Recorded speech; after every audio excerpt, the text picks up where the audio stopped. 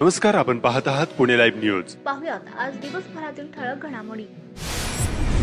वडिलांसोबत कामावर निघालेल्या तरुणाचा डंपरच्या धडकेत मृत्यू झाला। ही घटना शनिवारी दिनांक 17 फेब्रुवारी रोजी सकाळी 7 वाजण्याच्या सुमारास पुणे नाशिक महामार्गावर भामफाटा रोहकल रोड तालुका खेड या ठिकाणी घडली। कुणाल संतोष सावंत वय वर्ष 22 राहणार शिरोली तालुका खेड असे मृत्यू झालेल्या तरुणाचे नाव आहे। संतोष किसन सावंत वय वर्ष 46 राहणार शिरोली तालुका खेड यांनी या प्रकरणी चाकण पोलीस ठाण्यात फिर्याद दिली आहे। त्यानुसार डंपर चालक सोमनाथ सुखदेव कदम वय वर्ष 36 राहणार काळूस तालुका खेड याच्या विरोधात गुन्हा दाखल करण्यात आला आहे। शनिवारी सकाळी 7 वाजता फिर्यादी संतोष आणि त्यांचा मुलगा कुणाल हे कंपनीत कामावर निघाले होते। संतोष हे गाडी चालवत होते। ते पुणे ते नाशिक रस्त्याने जात होते।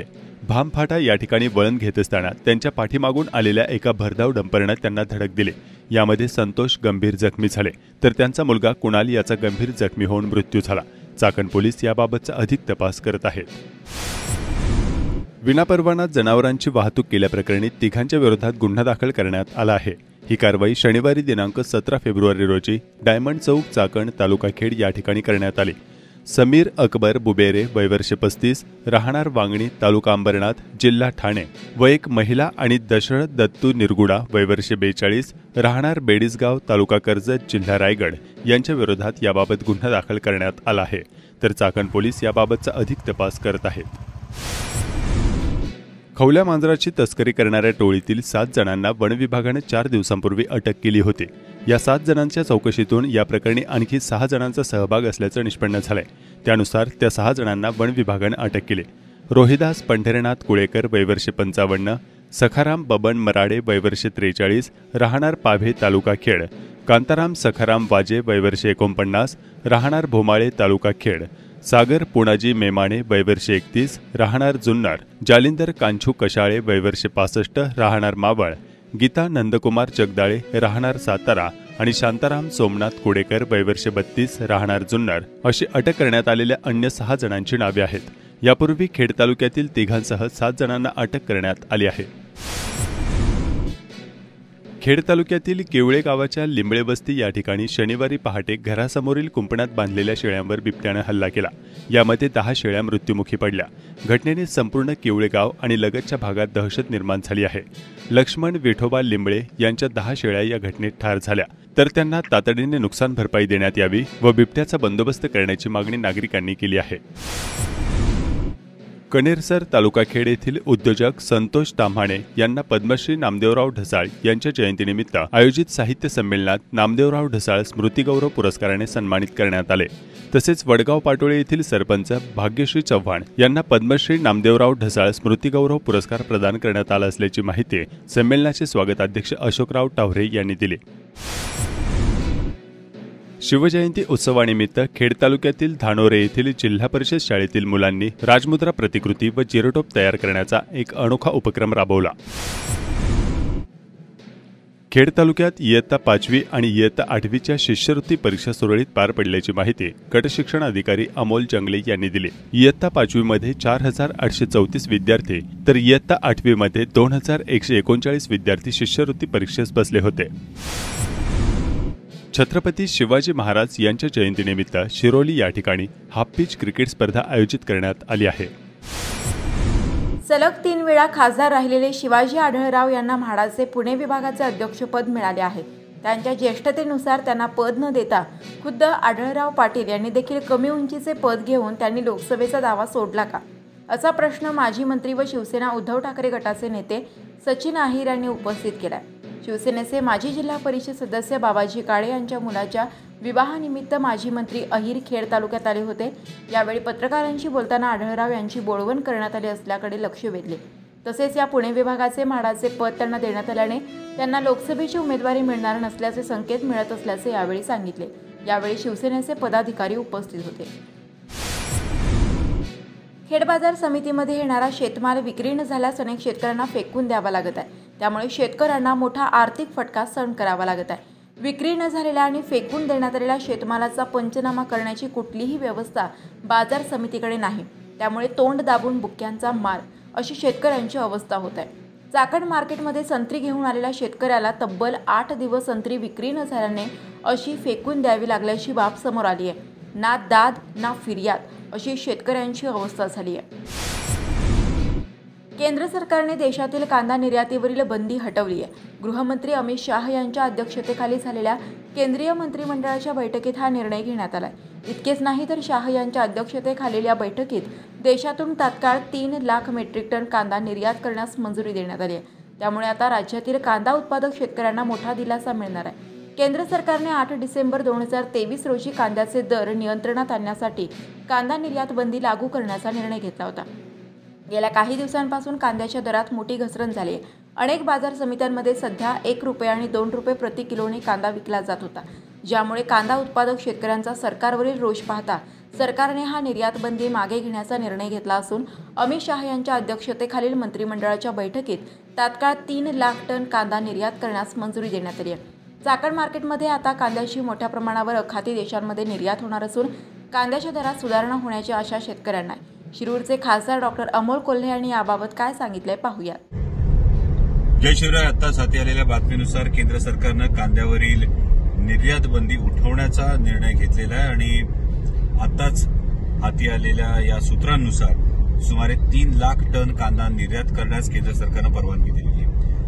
सातत्यानं संसदेमध्ये, संसदेच्या बाहेर आमच्या नेत्या खासदार सुप्रियाताई सुळे असतील, मी असेल, जो कांद्याची निर्यात बंदी उठवण्याचा जो सातत्यानं हा आवाज उठवत होतो आणि त्याचबरोबरीनं कांदा उत्पादक शेतकरी ज्या पद्धतीनं आक्रमक होऊन आपली बाजू मांडत होता, या दबावाचा हा नक्कीच एका अर्थी विजय आहे। परंतु केंद्र सरकारनं हा निर्णय घेत असताना काहीसा उशीर केलाय, ही सुद्धा गोष्ट नमूद करावी लागेल। कारण मार्च महिन्यामध्ये सर्वसाधारणपणे कांद्याचे दर हे खाली येतात आणि आत्ताही या निर्यात बंदीमुळे ज्या कांद्याला जवळपास 40-45 रुपये भाव मिळत होता तो अवघा 10-12 रुपयांपर्यंत खाली आलेला आहे। आणि आता निर्यात बंदी उठवल्यानंतर खरोखर किती फायदा हा आपला कांदा उत्पादक शेतकऱ्याला होणार, हा सुद्धा विचार करण्यासारखा प्रश्न आहे। त्यामुळे केंद्र सरकारनं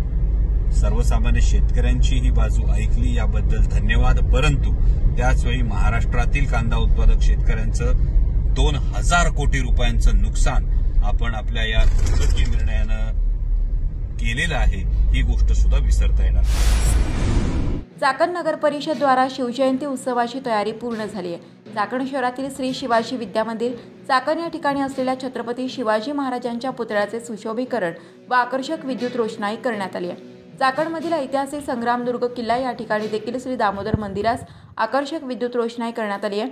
शिवजयंतीनिमित्त विविध कार्यक्रम चाकण नगर परिषद द्वारा शहरात आयोजित करण्यात आलेले असल्याची माहिती मुख्याधिकारी संदीप छिद्रावार यांनी दिली। तसेच मोठ्या संख्येने नागरिकांनी संग्रामदुर्ग किल्ला येथे सायंकाळी 6 ते रात्री 9 दरम्यान उपस्थित राहून शिवजन्म सोहळा, आरती, बालनाट्य, शिवव्याख्यान, पोवाडे आदी कार्यक्रमात सहभागी व्हावे असे आवाहन करण्यात आले आहे। चाकण शहरासाठी भामा आसखेड धरणावरून नवीन पाणी पुरवठा योजना मंजूर झाली आहे। या पाणीपुरवठा योजनेकरता जलशुद्धीकरण केंद्रासाठी महाराष्ट्र शासनाच्या उद्योग मंत्रालयाअंतर्गत पश्चिम महाराष्ट्र विकास महामंडळ यांची चाकण शहराच्या लगत टेलिफोन एक्सचेंज शेजारील मोकळी जागा निशुल्क मिळावी अशी मागणी यावेळी करण्यात आली। यासाठी पुणे जिल्हा भाजपाच्या वतीनं चाकणचे माजी उपसरपंच कालिदास वाडेकर यांनी उद्योग मंत्रालयाचे प्रधान सचिव हर्षदीप कांबळे व WMDCचे सदाशिव सोरवसे यांची मुंबई मंत्रालय या ठिकाणी भेट घेऊन निवेदन दिले। यावेळी भाजप पदाधिकारी प्रवीण करपे, किशोर आहिरे आदी उपस्थित होते। तर आपल्या चाकण शहराला भामा आसखेड धरणावरून नवीन सुधारित पाणी पुरवठा 160 कोटीची मंजूर झाली। ते पहिला टप्पा आपला पूर्ण झाला, परंतु त्याच्यानंतरचा दुसरा टप्पा आपला आहे तो ह्या जलशुद्धीकरण केंद्रासाठी आपल्याला पाण्याची जी जागा अवेलेबल पाहिजे टाक्यांसाठी, त्या टाक्यांच्या जागेसाठी पश्चिम महाराष्ट्र विकास महामंडळ यांची आपल्या चाकणच्या बिरदवडीच्या बाजूला आणि खराबवाडीच्या हद्दीतील जे आपलं टेलिफोन एक्सचेंज ऑफिस आहे, त्या टेलिफोन एक्सचेंज ऑफिसच्या वरती टेकडावर 300 फुटावर जागा आपली ती जागा आहे, त्याची मागणी आपण करतोय की ती जागा आम्हाला द्या। कारण त्याच्यामध्ये पाहिलं तर ही जुनी टाकी आपली त्या काळातली जुनी टाकी पाण्याची संयुक्त ग्रामपंचायत होती त्या टायमाची टाकी या जागेत आहे, म्हणून ही मागणी आपण करतोय. आणि तसं पाहायला गेलं तर जर हे 300 फुटावर जर टाकी घेतली जलशुद्धीकरण केंद्र तर भामा आसखेडपासून हे अंतर जवळ आहे आणि इथून चाकण शहराला सुलभ पाणी पुरवठा होऊ शकतो. त्यासाठी मागणी आपण करतोय. त्यासाठी आपल्या महायुतीच्या आमच्या नेते मंडळींनी सुद्धा या पश्चिम महाराष्ट्र विकास मंडळ म्हणजे उद्योग मंत्री यांच्या दालनात बऱ्याचशा वेळा मिटिंगा घेतल्या आणि त्यांनी पण सांगितलं होतं की नेत्यांनी की आम्हाला आपल्या जागा देणार आहे. परंतु आज इथे येण्याचं कारण, काल आम्हाला मंत्रालयात जाण्याचं कारण असं की पश्चिम महाराष्ट्र विकास महामंडळाने चाकण नगर परिषदेला 9 कोटी रुपये भरावे म्हणून असं पत्र दिलेले. हे 9 कोटी रुपये माफ व्हावा, निशुल्क आम्हाला जागा मिळावी. ही शासनाची जागा आहे, ही महामंडळाची जागा आहे, ही जागा आम्हाला निशुल्क मिळावी. आणि लय तुम्हाला काय वाटलं तर त्याच्याविषयी त्याच्या नाममात्र दरात आम्हाला ही जागा उपलब्ध करून द्या, हे असं आम्ही त्यांना सांगितलेले. त्यामुळं या पश्चिम महाराष्ट्र विकास महामंडळाचे आणि उद्योग मंत्रालयाचे प्रधान सचिव हर्षदीप कांबळे साहेबांना आम्ही भेटलो. हर्षदीप कांबळे साहेबांना सुद्धा त्याचं निवेदन दिलं. त्याचबरोबर आपल्या पश्चिम महाराष्ट्र विकास महामंडळाचे जे कार्यकारी संचालक आहे सदाशिव सुरोशे यांना सुद्धा आम्ही भेटलो. त्यांना सुद्धा आम्ही सांगितलं. आणि त्याच्यानंतर उदय रवींद्र सामंत साहेब जे उद्योग मंत्री आहेत त्यांना सुद्धा आम्ही पत्र दिलं. त्यांच्या दालनात जाऊन आम्ही त्यांच्या प्रधान सचिवांबरोबर चर्चा केली की त्यांना सांगितलं साहेब एवढी आमची योजना झालेली आहे, शासनाने आमचं एवढं काम केले, तुम्ही आमचे पैसे नाममात्र दरात तरी द्या. आम्ही तर निशुल्काचीच मागणी केली, पैसे घेऊच नका, आम्हाला जी जागा आहे पाणी पुरवठ्याला द्या अशी मागणी केली. याबाबत सुद्धा त्यांनी आमच्या चाकण नगर परिषदेच्या माध्यमातून आपले जिल्हाधिकारी साहेबांकडे आमच्या मुख्य अधिकारी श्री संदीपजी चित्रावार साहेब यांच्याबरोबर बैठक घेतली. त्यांनी सुद्धा तेच सांगितलं. म्हणजे चाकणकरांची बाजू सुद्धा आपल्या संदीप चित्रावार यांनी लावलेली आहे, मागणी केलेली की बाबा नाममात्र घ्या. त्यांनी 1 कोटी रुपयापर्यंत आम्ही म्हणलं काय असेल ते करा. त्यांनी निम्मे पैसे भरा सांगितले. आम्ही म्हणलं निम्मे पैसे सुद्धा आम्ही भरू शकत नाही, तुम्ही आम्हाला निशुल्क द्या. आणि नाममात्र दान करायचे असेल तर 25-25 लाख रुपये तुम्ही फक्त आपले 3 वर्षापर्यंत घ्या, 3 वर्षाचे 75 लाख रुपये घ्या, पण आम्हाला जागा द्या, याची मागणी केली. आणि जर झालं नाही तर शेवटी नाईलाज आम्हाला चाकणमधून नागरिकांच्या वतीनं ही पाण्याची टाकी मिळवण्यासाठी, जलशुद्धीकरण केंद्रासाठी टाकी मिळवण्यासाठी आम्हाला जन आंदोलन उभं करावं लागणार आहे. तर शासनाचा GR आहे 6 जानेवारी 2023चा की नळ पाणी पुरवठा योजनेसाठी जमीन व जागा उपलब्ध करून देण्याबाबत त्यामध्ये स्पष्ट म्हटलेलं आहे शेवटच्या मुद्द्यामध्ये की ही जागा नगर विकासामार्फत सुद्धा पाणी पुरवठा योजना मलनिःसरण योजनेकडे राबवण्यात येत असल्याने सदर शासन निर्णय नगर विकास विभागाच्या अमृत नगर उत्सव या योजनेसाठी सुद्धा हा नियम लागू राहील. म्हणून आमचं म्हणणं की शासनाच्या या GR प्रमाणे ही जागा आम्हाला चाकणकरांना मिळाली पाहिजे. शिवजयंतीचे औचित्य साधत त्र्यंबक डोंगर रांगेतील उतवड, भास्करगड, हरिहर, कावनाई, त्रिंगलवाडी आणि बळवंतगड हे 6 गडकिल्ले 2 दिवसांत 46 किलोमीटरची भ्रमंती करून टीम पॉइंट ब्रेक ॲडव्हेंचरच्या शिवप्रेमी गिर्यारोहकांनी सर केले. शिवगर्जना देत शिवरायांना वंदन करण्यात आले.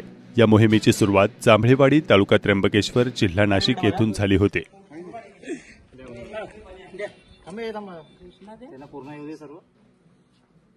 छत्रपती शिवाजी महाराज की जय, जय भवानी, जय शिवाजी, हर हर.